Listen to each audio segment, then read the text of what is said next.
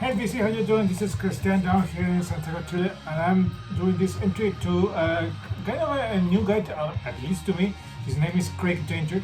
He's celebrating 3 years here in the VC. Congratulations, mate. That's a really big number to having a channel and showing a lot of good stuff. I've been watching some of your old videos, and you show a pretty cool mix of styles, a very eclectic taste. So what is Craig asking us to do is talk about show things in our collection that we bought just because we thought it was a good one, just as we used to do back then as a blind buys. First of all, I back then when we did not have any kind of technological thing or gadget to find things. I'm talking about the internet or stuff like that. We have to rely just on what we thought about the artwork, the band name, the album title, or things like that. My collection is not that big, it's not that eclectic, it's not that have many blind buys, because if there's something I don't like, I just don't going to keep it or just pass it to somebody else who might enjoy that kind of music. So that's why I don't have things in my collection that I don't like. I just have things in my collection that I think are just okay. Maybe a couple of songs that I think are good, that worth having them or keeping them in my collection. So here he wants us to show 5 things, 4 that are good additions to the collection because of blind buys, and 1 that we think, or at least in our opinion, are not that good. And as I was telling you, I have things that I consider that are okay. At least I don't have any dots in here or turds here in my collection. So let's start with the things I like. A couple of years ago, I was looking at a magazine or searching the internet, the net, and one news appeared. And I thought, oh, that's really cool, seeing this guy going back in action after a very long hiatus. He has been doing something else, something related with painting and stuff like that. He has been out of the music business for many years after his big band was broke up in the late 90s, early 90s, and then he decided to go back in business with the band under his name and aggregated, not as his original band from the early 80s.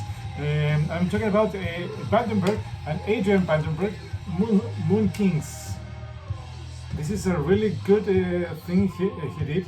A couple of years ago, before the pandemic, he put out this one, Vandenberg Moon Kings, and very cleverly, he thought out, he played the Vandenberg Moon Kings Mark II.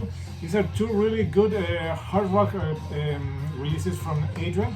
Let me see what it is. There it goes. There is Adrian. And those are the guys. That's the lead singer. That is really good. This one was released, unfortunately, before the pandemic, and of course then the strike hard. And I think after having this one, he put the band in the freezing hiatus, and then he reactivated his previous band, Vandenberg. This was Vandenberg Moon King, and then he reactivated the Vandenberg with Ronnie Romero, and then he switched guy to another guy. I can't remember his name, but trust me, these 2 are really good. Just because I read the name Vandenberg, and it was worth adding them to the collection. So there it goes. Then also a couple of years ago, I had a small CD with a CD sample with a lot of bands, and there were two I think, yes, two in that compilation that I thought those are really good bands and are worth checking their music. And here are two of them, two blind buys based on that compilation. One is Beautiful Creatures, the band that the guy from Bang Tango, Joel Steen, was the lead singer and the main guy, and the lead guitar player was DJ Ashba, the guy that played for many years in Guns N' Roses. So this is a really good one. And the other one I was showing you is this punkish kind of rockabilly band from Australia, The Living End. This is the album Roll On. This is a really good one. Three-piece band, and the cool thing is that the bass player here, he plays a contraband, not an electric bass, but contraband. And it's really good, fun and punkish rockabilly band. I'm not a big punk fan, but this is a nice one from early 2000s, I think, if I'm correct. And the name of the band again is The Living End, and the album title is Roll On. The next one is one from the late 90s, early 2000s.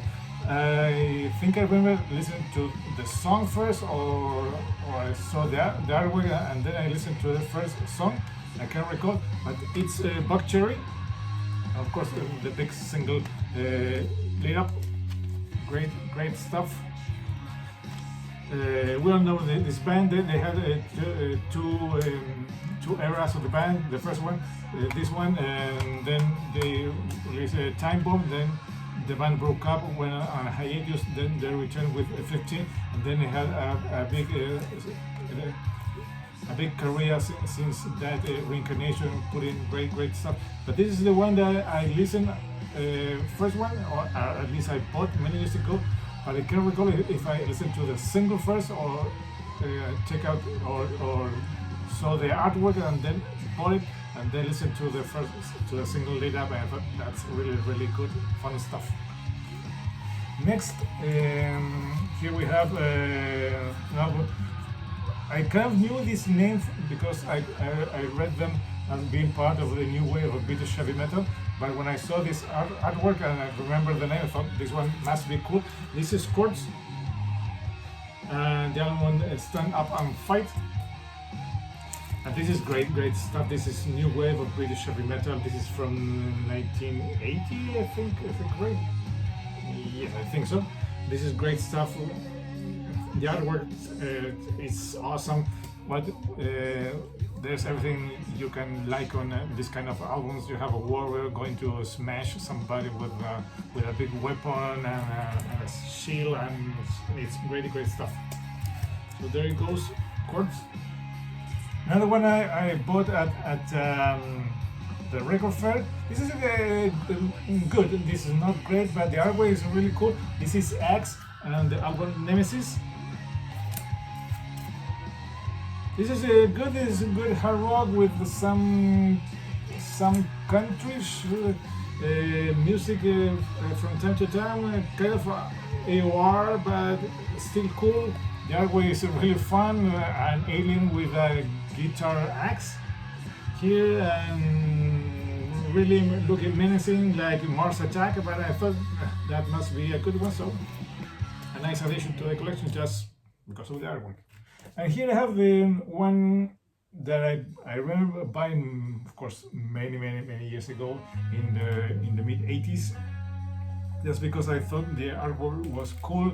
Then I listened to the first thing. I thought that's okay, that's fun. But then I listened to the rest of the album and I thought that's not really good. I don't think I knew the band history or the band career they had back then. This is one of the biggest names in the US, kind of a progressive world / rock, pop rock, stadium rock, and it's Styx and of course Mr. Roboto. And that's a big single. That one is of course Kilroy Was Here. It's an okay album. This is not something that even the big fans of the band enjoyed very much. For what I read, this was a very controversial album for the band because it was more of a project put together by the main guy, Dennis DeYoung. Where is Dennis DeYoung? There it is. And the rest of the band had to be on board and had to say, okay, let's do this thing. And this one was one of the main issues that it affected the rest of the career of the band. And a couple of years later, Dennis DeYoung was out of the band, and the rest of the guys decided to move on, leaving him behind, and he has not been able to return to the band till now. And the band, for what I read, are still putting good stuff together as band, and still doing well as a unit without Dennis DeYoung. Just with I think only two guys from the classic era in the band, Tommy Shaw and James Young, if I'm correct. But there it goes. That's one of the albums I bought based on only on this and that single, but it's not great. It's just okay, if I'm being fair with this album.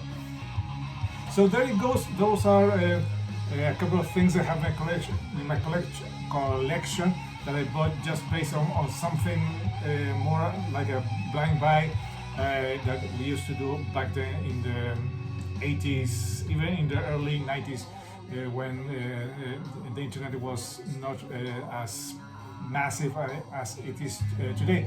So this one is for again for Craig Danger. I'm going to of course leave the link below so you can watch his original video, and maybe you can do a video and do a response to this really cool effect. That's it. That's me. That's Christian down here in Santiago, Chile. And what we are listening in the back is this one. Is One Bad Pig. More than this on I think on a couple or in the next week, because this is the first time I listen to this one. This is a really cool thing I received a couple of days ago. And the title of the album is Black Buffalo, and the band name is One Bad Son. So that's it. This is Christian down here in Santiago, Chile, saying goodbye till next time. Bye bye.